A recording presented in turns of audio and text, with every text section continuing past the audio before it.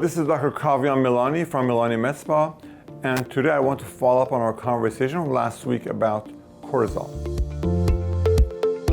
Cortisol is a hormone that's produced from the adrenal gland. It is essential for maintaining life in a setting of stress, and if it's not there, we just will collapse and not be able to do our normal functions. So it goes up in times of stress.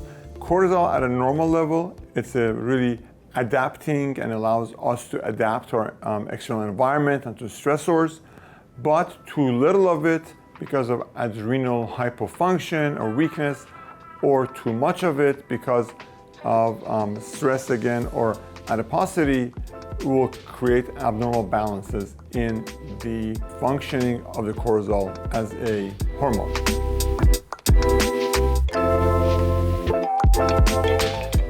We test for that, but also we're kind of very mindful of whether it's being deactivated through a particular enzyme that converts it to cortisone, which is inert and doesn't do anything, or do we have a situation where the adrenal glands are weaker? And if there are adrenal glands are basically fatigued and tired and hyperfunctioning, then we add things on board to support that. Like for example, Panax ginseng could be added, rhodiola could be added in the setting of the correct testing.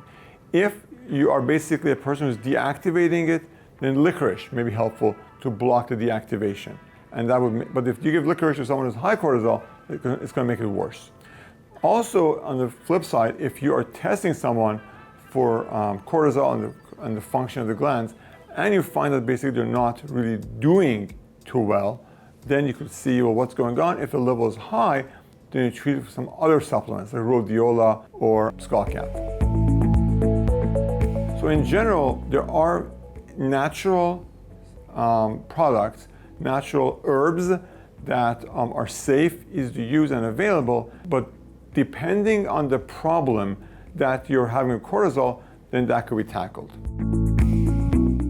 Cortisol can cause weight gain, but also you remember the unwanted and additional adiposity and weight, especially in the form of the fat that we store in around our organs, that fat can definitely increase the amount of cortisol. So this is basically a vicious cycle, and one of the jobs that we have to confront, one of the challenges at Milani MedSpa is to confront this issue, tackle these things in a methodical and systematic way.